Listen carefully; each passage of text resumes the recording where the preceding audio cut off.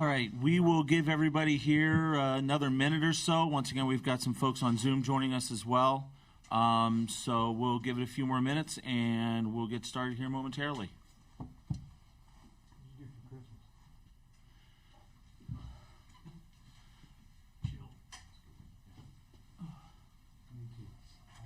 All 36 hours up. Actually, we had a couple days. Smooth? Yeah, we were a little late, but it was smooth. When did you get here? Yeah. Shoot, I wore shorts to practice yesterday. Yeah, it wasn't not quite that today. It was. I think we practiced on Wednesday morning. It was 21 in the stadium. So.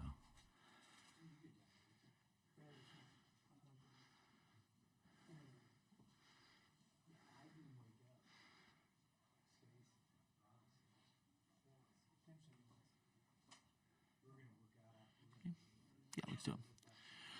Okay, everybody, we're going to go ahead and get started. For our new media that are joining us, once again, welcome to Frisco, Texas in the 2024 NCAA FCS Football Championship. I'm Jim Powers, and I'll be your moderator for all the press conferences this weekend. Joining us now, a team that we haven't seen in a little bit here in the national championship game from Montana. Their head coach, Bobby Houck, joins us. And, Coach, congratulations on a terrific year. We'll let you get started with opening comments. Thanks, Jim. Appreciate the help. And I guess I'll just start with that. We really appreciate all the great treatment we've had here in Frisco and the hospitality, everything from getting to the hotel and getting welcome to just how welcome everybody that's associated with running this game here at Toyota Stadium's been. And then I congratulate South Dakota State, Coach Rogers and the crew have done just a great job. What a terrific run-up to this game.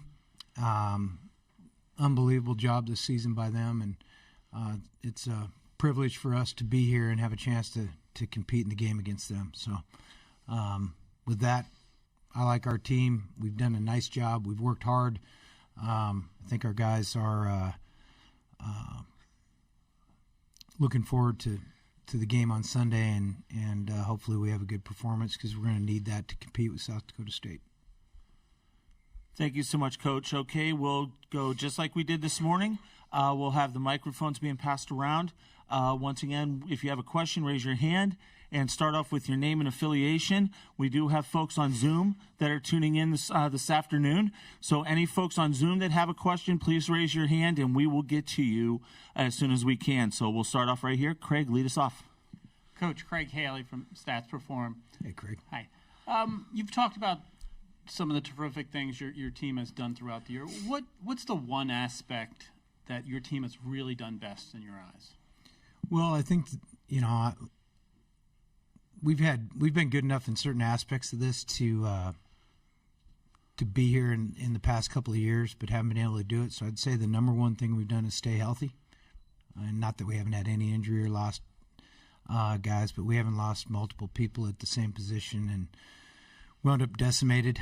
That's probably the best thing we've done. The other thing we've done well is we've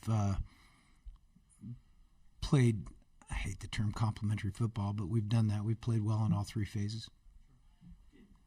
After September, you had some close games, and then you had a loss at Northern Arizona. When you started to get on a roll, what did you see in your players that just was so refreshing that maybe was a burden earlier on when you weren't playing as well as you could? Well, first of all, the goal isn't to play your best football on September 1st. The goal is to improve through the season, and I think we just kind of personify what happens when you stick with things and you keep working and you persist. We'll go ahead. We're here on the left, second row. Sean Radio, SWX Montana. Coach, heard a lot about you, Sean. Not much good. Knew that was going to come. You said obviously you love the this long break in between to game plan and stuff. Now that you've been down here and been able to kind of experience kind of the lead up to it, how much have you been able to appreciate that? And then also maybe, do you think you'd appreciate it as much now being kind of an older veteran coach than maybe if you came earlier? Just had to throw the age thing in there. You started All right. True.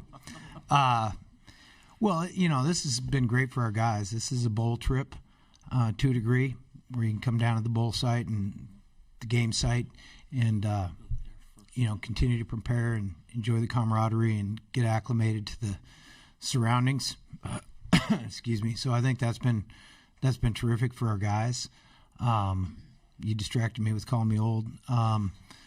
But, it's a different preparation for us. Kent and I were just talking about it. When we used to have to do this, a lot of times we'd play on Saturday, like the James Madison game. I think we played on Saturday. I'd fly all the way back across the country, and then I would leave the game, stop by the tailgate, say hi to my wife, and then go in and start watching film, have a Monday practice on Sunday, Tuesday practice on Monday, and then get on a plane and go play the game on Friday in Chattanooga. So, we didn't have great ability to prepare, much time to do that, and this has been a lot more smooth for us in that regard. Okay, let's go over on the right, first row. Hey, Bobby. Greg Rockach from MTN Sports. This is your fourth time here as a head coach. The previous three did not go the way you wanted them to. What are your thoughts on being back, and just maybe how you're approaching this game versus those other three? Well, so I won't be redundant on the preparation, okay? I mean, that's different, certainly. You play every game to win. Each game plan's different. This lead up and the prep, as I mentioned, is completely different than those games. But when you get to this game, the team, as I mentioned when I first sat down, the team on the other side's always good, and you have to go. As simple as it may sound, both teams are good football teams. You have to go play well to win the game. If you don't play well, there's no way you're going to win it. So you have to go play well and get a couple of breaks, and that's the way it goes. I mean, the team we're playing is won 28 straight. They're awfully good. You have a follow-up? Go ahead. Follow-up.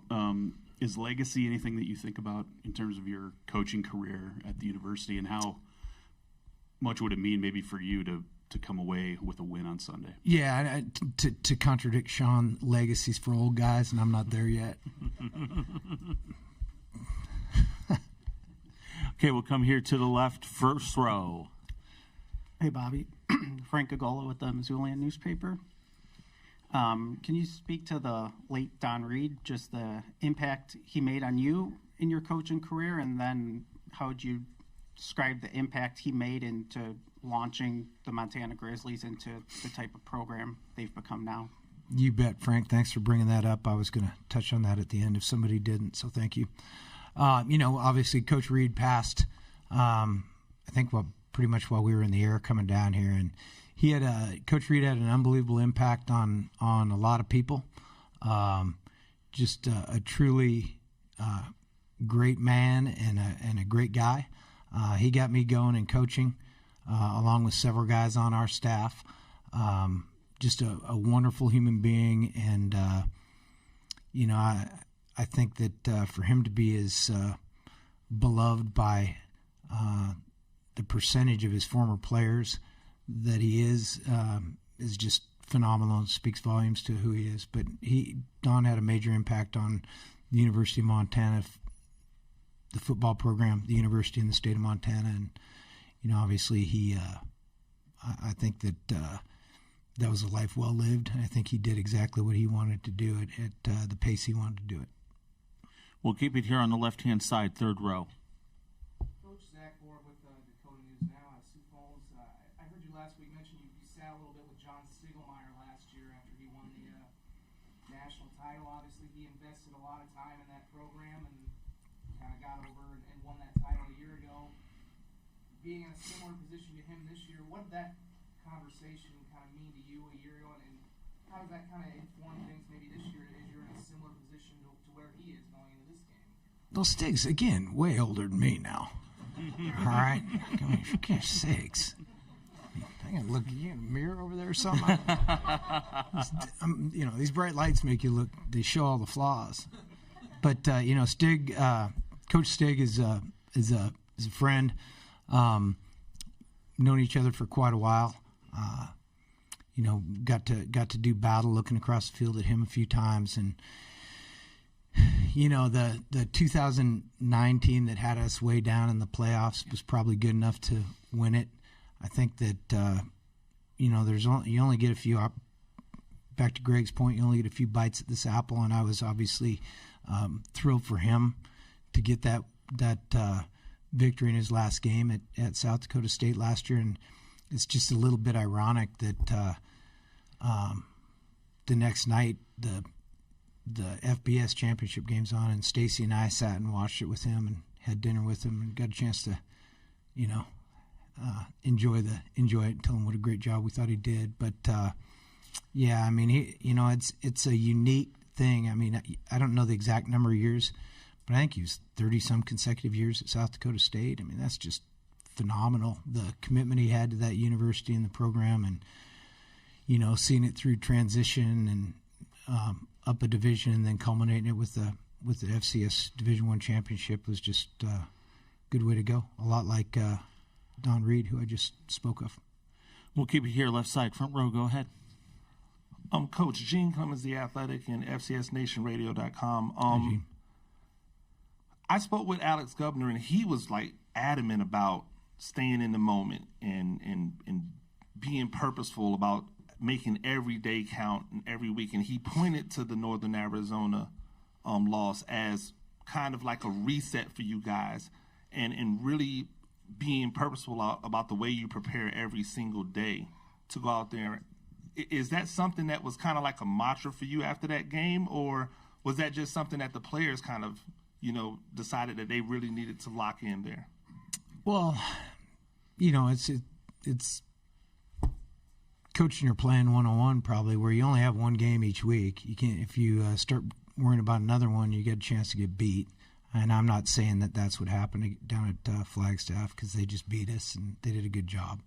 But you have one game a week. It's the biggest game. Our opinion is it's the biggest game in the country because it's the one we're playing in. And that's how we approach it each week, every year. And, sometimes you accomplish that a little better than others.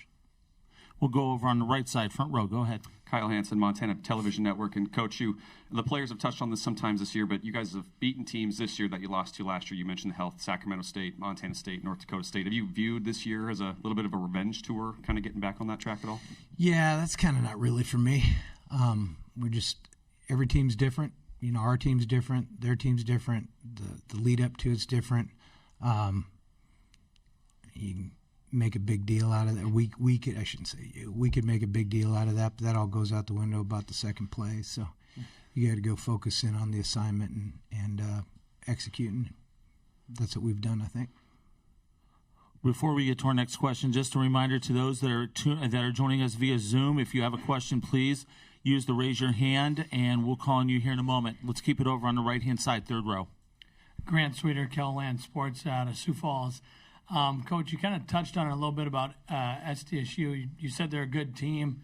Very open-ended question. What are some things that you see that make them as good as they have been? Well, they're veteran. Obviously I mentioned that South Dakota State has 28 in a row, unless my number's wrong, but I think I'm right on. You don't get to that point without being really good at everything. So the team doesn't have flaws. They have. Some of their players are better than some of their others, and every team has positions that are stronger from the NFL on down. But they've got a lot of returning starters from a team that did this a year ago. They haven't really had many close games or any close games. They just kind of dominated everybody. I think that's probably what they expected coming into the season, knowing what they had coming back. I think they're really into the detail of what they're doing. Everybody that we've had 3 weeks, so I've watched a lot of them, offense, defense, kicking. I think everybody has an understanding of what they're trying to accomplish schematically. They know what the guy to the right and the left of them are doing, and then they play hard, physical. They do things that we kind of espouse ourselves and admire in football teams. They do it. We'll keep it over on the right side, second row. Bobby, it's Fritz Neighbor from the Dealey Interlake in Montana. If I can swing it back to Don Reed just for a moment. Sure. He had a list of 7 things that he kept off on his office wall. I never took a photo of it, so I'm paraphrasing. But one of them was about special teams winning at least 1 game a year. I wonder if you remember that. 2 games a year. 2 games a year. See, I was wrong. It's in our special teams book. Okay. I mean, I've plagiarized a whole bunch from Don over the years. So. That was kind of my question. That you've kind of made a mark as a special teams coach as well as being a head coach. Is it thanks to Don Reed? Is it in spite of? I always kind of avoided it when I was around Coach Reed, just because I wasn't interested in it. And then when I went to UCLA, Coach Donahue wrote me in, and that's where I kind of got going on it. I used to run the other direction when Coach Reed would come. I should have listened. My attitude about it put me 3 years behind, or 2. But Coach emphasized it. Obviously, it was his thing, and I think I always took it from Coach that it was he really truly believed it was a third of the game. And to follow up, South Dakota State, we've talked about the quarterback and their defense, but their special teams, including a pretty dynamic punt returner, seem like a tough task. Can you speak to that a little bit? Yeah, and it's going to be redundant to what I just talked about, but they're good in all 3 phases, meaning they're really good in the kicking game. They play well week in, week out. Again, everything they do is hard to pick apart in terms of trying to find a hole or take advantage of. They just don't give up much, and they take a lot in the return game. And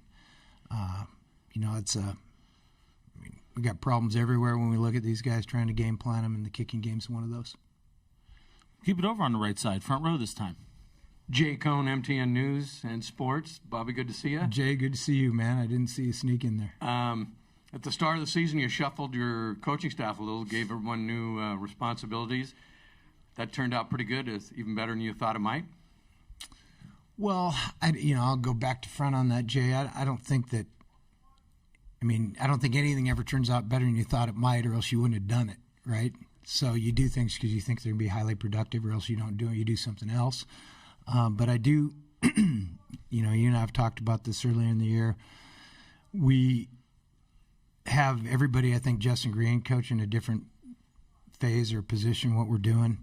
I think it's worked out obviously well. We're sitting here with 13, 14 wins, whatever it is. So that's been good. I think it speaks volumes to how our staff is, how they're receptive to doing different things. And, it goes back to my response to Fritz on the special teams question, or Coach Reed. I mean, you take things, this is something that years and years ago when I was an assistant at Colorado, I got to talk to Joe Paterno about some head coaching things.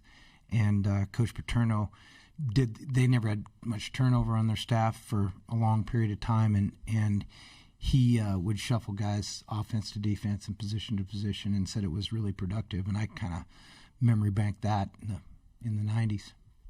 Quick follow-up, if I could. Wayne Hogan wrote a great piece about the interview, he called it, when I'm sure you read that article. What's your memory of that interview, which he said still stands out as one of the greatest interviews he's conducted? Oh, when I interviewed with those guys for the job the first time? Yeah. I owe Hogan a phone call. I need to call him.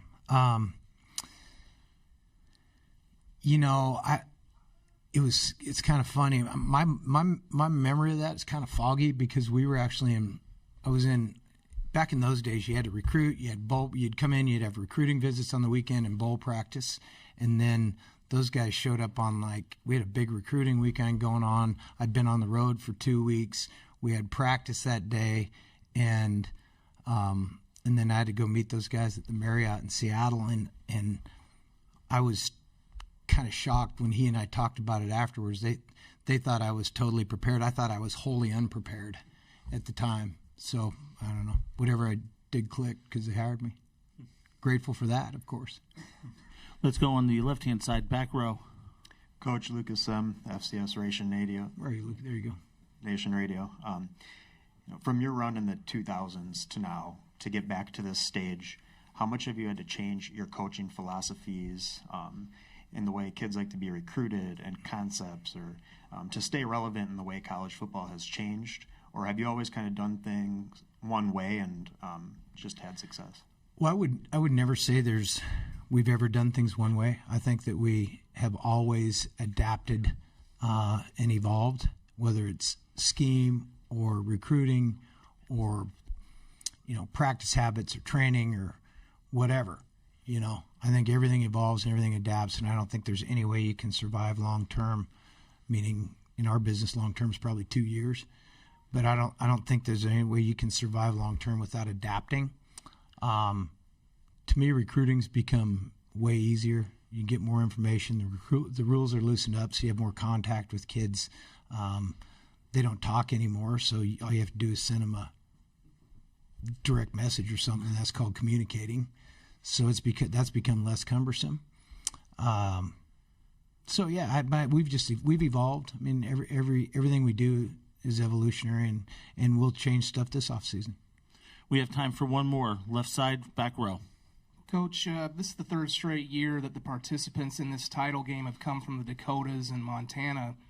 Obviously, every other level we've kind of seen a little more diversification, but it seems like between these states there's pretty hot competition right now. What do you think it is about these states that seems to be breeding such a high level of football and championship quality football right now in this particular window of time?